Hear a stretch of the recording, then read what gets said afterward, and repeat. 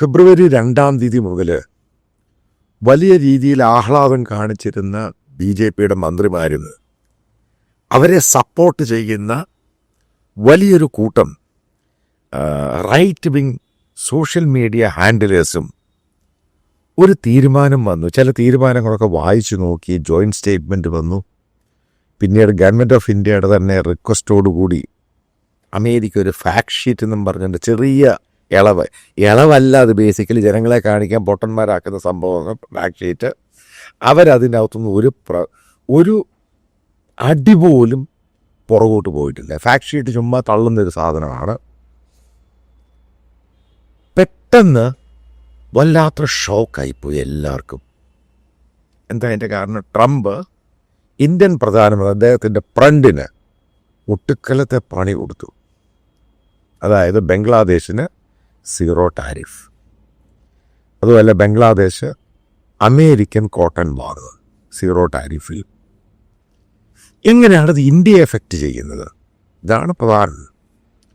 അപ്പോൾ BJPയുമായിട്ട് ചേരുന്ന സാബു ജേക്കബ് നല്ലൊരു മൂവ്മെൻറ്റ് തന്നെയാണ് അദ്ദേഹം നടത്തിയത്. അതായത് 2020 ഞാൻ കൃത്യമായിട്ടങ്ങ് പറയാം, ഈ വീഡിയോയിൽ കൂടിപ്പോയ 1 വർഷം കൂടെ കാണുകയുള്ളൂ സാബുവിൻ്റെ കിറ്റക്സ് അമേരിക്കൻ സ്പോട്ടിൽ. ആ സാധനം പോലും അടച്ചങ്ങ് കൂട്ടും. ഈ പറയുന്ന 18% വെച്ച് അദ്ദേഹം ഉണ്ടാക്കുന്ന ഈ തുണിത്തരങ്ങൾ അമേരിക്കൻ മാർക്കറ്റാണ് അയാളുടെ ഏറ്റവും വലിയ മാർക്കറ്റ്. അവിടെ മാത്രമാണ് ഇത് പോകുന്നത്. ബാക്കിയെല്ലാം തള്ളാണ്. അത് ചെയ്യും ഇത് ചെയ്യുന്നൊക്കെ പറഞ്ഞുമ്പോൾ തള്ളായത്. ഈ സാധനം 1 വർഷം 1.5 വർഷത്തിൽ കൂടുതൽ പോകില്ല. ഈ തെലങ്കാനയിലുണ്ടാക്കിയ പ്ലാന്റ് പോലും അടച്ചുപൂട്ടും. അതിൻ്റെ കാര്യം എന്താ?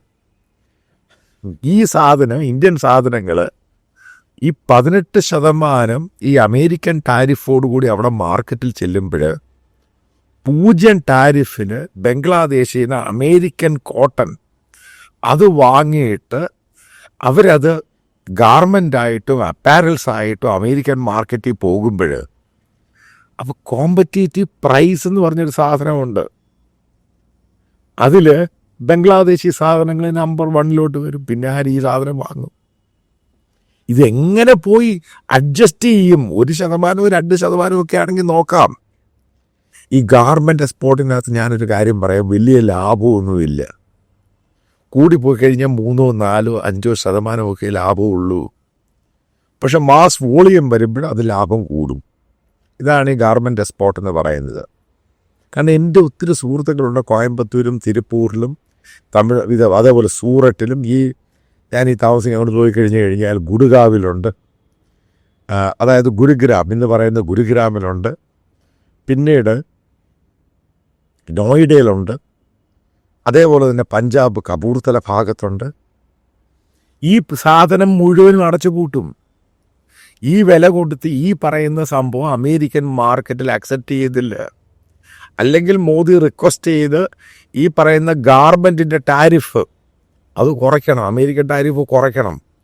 അല്ലെങ്കിൽ കൃത്യമായിട്ട് പറഞ്ഞൊരൊറ്റ വർഷം കൊണ്ട് ഇന്ത്യയിൽ ഏകദേശം 2 കോടി ജനങ്ങളുടെ, അതായത് എക്സ്പോർട്ട് ഓറിയൻറ്റഡ് അമേരിക്കയുമായിട്ട് ആ ജോലി ചെയ്യുന്നത്. നിങ്ങൾ ആദ്യം മനസ്സിലാക്കേണ്ടത്, യൂറോപ്യൻ മാർക്കറ്റിൽ ഇന്ത്യൻ ഗാർമെൻറ്റ്സിൽ പിടിച്ചു നിൽക്കാൻ പറ്റത്തില്ല. ഒന്നാമത് യൂറോപ്യൻ സ്റ്റാൻഡേർഡ്, രണ്ടാമത് യൂറോപ്പ് ഏറ്റവും കൂടുതൽ വാങ്ങുന്നത് ഈ പറയുന്ന വിയറ്റ്നാമിൻ്റെ ചൈനയുടെ സാധനങ്ങളാണ്. ചൈനയുടെ സാധനം എന്ന് പറയുന്നത് ഓട്ടോമേറ്റഡ് ആണ്, ഉപയോഗിച്ച് മെക്കനൈസ്ഡ് ആണ്, മാൻ പവർ വലുതായിട്ടൊന്നുമില്ല. അതിൻ്റെ ക്വാളിറ്റിയും ആ പ്രോഡക്റ്റിൻ്റെ പ്രൈസ് വൈസ് നോക്കുകയാണെങ്കിൽ ഇന്ത്യയെക്കാളും ചിലവ് കുറവാണ്. അവർക്ക് ആ രീതിയിൽ കോമ്പറ്റേറ്റീവ് പ്രൈസ് അല്ല, മൊണോപ്പൊളിയാണ്. അവർക്കത് വിൽക്കാൻ സാധിക്കും. വിയറ്റ്നാമിലുള്ള ഈ പറയുന്ന ഗാർമെൻറ്റ്സ് എക്സ്പോർട്ടേഴ്സ് എന്ന് പറയുന്ന വലിയൊരു ശതമാനം ചൈനീസാണ്. കാരണം അവിടെ ചീപ്പായിട്ട് ലേബർ കിട്ടും. അതേപോലെ തന്നെ മനസ്സിലാക്കേണ്ട, ബംഗ്ലാദേശിൽ ഭയങ്കര ചീപ്പ് ലേബറാണ്. ഇന്നലത്തെ ഒരു വീഡിയോ ഞാൻ സൂചിപ്പിച്ചു, ഏകദേശം 50% ബംഗ്ലാദേശിലുള്ള എക്സ്പോർട്ടേഴ്സ്, അതായത് പല രാജ്യത്തോടും എക്സ്പോർട്ടേഴ്സ് ഈ ഇന്ത്യക്കാരാണ്. ഡൽഹിയേറ്റ്സും മുംബൈ ഈ ഗുജറാത്തികളൊക്കെയാണ് അത് ചെയ്യുന്നത്. അവിടെയുള്ള ആൾക്കാരെ വെച്ചിട്ട് ഒരു കോൺട്രാക്റ്റ് കൊടുത്തിട്ട് അവരെ കൊണ്ടുപോയി ചെയ്യിപ്പിച്ചിട്ട്, കാരണം അവിടുന്ന് അങ്ങോട്ടങ്ങ് അയക്കും. കാരണം വളരെ ചീപ്പാണ് ലേബർ. ഇതാണ് അതിൻ്റെ കാരണം. ഫിനിഷിങ്ങും ഇന്ത്യയെക്കാളും നല്ലതാണെന്നാണ് പറയുന്നത് ബംഗ്ലാദേശിൻ്റെ. അവരിപ്പോൾ അമേരിക്കൻ കോട്ടൺ ഉപയോഗിച്ച് ഇന്ത്യൻ കോട്ടൺ ഒരു കംപ്ലീറ്റ് കട്ട് ഓഫ് ചെയ്യുന്നു. ഇനി അതിൻ്റെ ഒരു ഭാഗം ഞാൻ പറയാം. അതായത് ഒരു ഭാഗത്ത് ഈ അമേരിക്കയിലോട്ടുള്ള എക്സ്പോർട്ട് സംഭവം ഇല്ലാതാവും. അതേപോലെ തന്നെ ബംഗ്ലാദേശ് ഇന്ത്യയിൽ നിന്നും വാങ്ങുന്ന ഏറ്റവും കൂടുതൽ വാങ്ങുന്ന ഇന്ത്യയിൽ നിന്നാണ് ഈ കോട്ടൺ. അത് പൂർണ്ണമായിട്ടും അമേരിക്കയിലോട്ടങ്ങ് പോകും. ഇന്ത്യൻ കോട്ടൺ വാങ്ങത്തില്ല. അത് കഴിയുമ്പോൾ ഇന്ത്യയിലെ കോട്ടൺ കർഷകരുണ്ട്, ഏകദേശം 60 ലക്ഷം പേരുണ്ട്. ഗുജറാത്ത്, മഹാരാഷ്ട്ര, പഞ്ചാബ് ഈ ഭാഗത്ത് കൃഷി ചെയ്യുന്നവർ. അവരുടെ മെയിൻ ഇൻകമാണ് ഈ കോട്ടൺ. അതായത് ഗ്രാമത്തിലെ എക്കോണമിയാണ്. അപ്പം ഇത് മേടിക്കാൻ മില്ലുകൾ തയ്യാറാവത്തില്ല. കാരണം അമേരിക്കയിലോട്ട് പോകുന്ന എക്സ്പോർട്ട് പൂർണ്ണമായിട്ടും നിലച്ചു കഴിഞ്ഞാൽ പിന്നെ ഇത് ആരെടുക്കും? ബംഗ്ലാദേശാണെങ്കിൽ കട്ട് ഓഫ് ചെയ്തു. പിന്നെ ആരാണിത് വാങ്ങുന്നത്? ഇന്ത്യയിലാണെങ്കിൽ ഇപ്പം ഇന്ത്യയുടെ ഒരു പ്രൊഡക്ഷനുണ്ട്, അത് ഇന്ത്യക്കാരുടെ ഡൊമസ്റ്റിക് കൺസംഷനാണ്. അതേപോലെ നിങ്ങൾ മനസ്സിലാക്കേണ്ടത്, നിങ്ങൾ ഈ കാണുന്ന പല ഇൻ്റർനാഷണൽ ബ്രാൻഡുകളുണ്ട് ഇന്ത്യയിൽ. ഈ ബ്രാൻഡുകൾക്ക് വേണ്ടി അവർ ഔട്ട്സോഴ്സ് ചെയ്യുന്നതാണ് തിരുപ്പൂരിലും കോയമ്പത്തൂരിലും ഈ ഭാഗത്തുള്ള ഗാർമെൻറ്റ് എക്സ്പോർട്ടേഴ്സ്. പിന്നെ അവരവരുടെ ബ്രാൻഡുകളുണ്ട്. ഇപ്പം സാബുവിൻ്റെതായ ബ്രാൻഡുണ്ട്. ഇവരൊക്കെ എന്തോ ചെയ്യും? നേരെ അങ്ങ് ബംഗ്ലാദേശിനങ്ങ് പിടിക്കും. കാരണം സീറോ ടാരിഫ് ഏറ്റവും കൂടുതൽ, അതായത് ലേബർ ഇൻറ്റൻസിഫൈ ആയിട്ടുള്ളൊരു സെക്ടറാണ്. ഏറ്റവും ചീപ്പായിട്ടുള്ള ലേബർ. എത്ര ഇന്ത്യക്കാരെ ബാധിക്കും? ഈ പറയുന്ന എക്സ്പോർട്ടിലാണെങ്കിലും, അതായത് ഈ പറയുന്ന ഗാർമെൻ്റ് ഉണ്ടാക്കുന്ന ആ എക്സ്പോർട്ട് ഹൗസിലാണെങ്കിലും, അത് മാനുഫാക്ചറിങ് പ്ലാന്റിലാണെങ്കിലും, അതേപോലെ തന്നെ കർഷകരും എല്ലാം കൂടെ ചേരുമ്പോൾ 2.5 കോടി 3 കോടി ജനങ്ങൾ ഡയറക്റ്റ് ഇൻഡയറക്റ്റ് അവൻ്റെ കഞ്ഞുകൂടി അങ്ങ് മുട്ടും. അതാണ് ഞാൻ പറഞ്ഞത്, ട്രംപ് മോദിക്ക് ഒടുക്കലത്തെ പണിയാണ് ഈ ബംഗ്ലാദേശുമായിട്ട് ബന്ധപ്പെട്ട് കൊടുത്തിരിക്കുന്നത്. ഇതോടുകൂടി ഇത് കാര്യം പ്രത്യേകം മനസ്സിലാക്കണം നമ്മൾ. ഈ പറയുന്ന ട്രംപിന് മോദിയോട് പഴയ താല്പര്യമൊന്നുമില്ല. എന്നാൽ അറിയാവുന്ന വസ്തുതയാണ്, എല്ലാവർക്കും അറിയാവുന്ന ഫാക്റ്റാണ്. കാരണം ഇന്ത്യയുടെ അതായത് ടെക്സ്റ്റൈൽ മാർക്കറ്റ് ഈ ബംഗ്ലാദേശിന് സീറോ ടാരിഫ് കൊടുക്കുകയും അവർ തമ്മിലുള്ള അഡ്ജസ്റ്റ്മെൻറ്റ് വളരെ ക്രിസ്റ്റൽ ക്ലിയർ ആയിട്ട് പുറത്തു വരികയും ചെയ്തു കഴിഞ്ഞപ്പോൾ ഇന്ത്യയുടെ ഗാർമെൻറ്റ് എക്സ്പോർട്ട് എന്ന് പറയുന്നത് സംപൂജ്യമായിട്ടങ്ങ് മാറും. ഇതാണ് എൻ്റെ കാര്യം. അതിനിടയ്ക്ക് പറഞ്ഞു വെച്ച ഒരു വലിയ കഥയാണ് ഈ പറയുന്ന യൂറോപ്യൻ സാധനങ്ങൾ. ആ മാർക്കറ്റിലോട്ട് ഇന്ത്യൻ സാധനങ്ങൾ പോകും, ഓസ്ട്രേലിയൻ മാർക്കറ്റിൽ പോകും, അവിടെ പോകും, ഇവിടെ പോകും. ആദ്യം നിങ്ങൾ ഇതിൻ്റെ കണക്ക് മനസ്സിലാക്കുക. എല്ലാ വർഷവും ഇന്ത്യൻ ടെക്സ്റ്റൈൽ അപ്പാരൽസ് അമേരിക്കയിലോട്ട് പോകുന്നത് $10.3 ബില്യൺ ഏകദേശം ഹ്യൂജ് എമൗണ്ടാണ് ഈ പറയുന്ന സംഭവം പോകുന്നത്. ആ ഒരു എമൗണ്ട് അതുമായിട്ട് ബന്ധപ്പെട്ട് ഇന്ത്യൻ എക്കോണമിയുടെ GDPയുടെ 3.8% ഈ എക്സ്പോർട്ടുമായി ബന്ധപ്പെട്ട് നമ്മുടെ ഡേറ്റ കാണിക്കുന്നത്.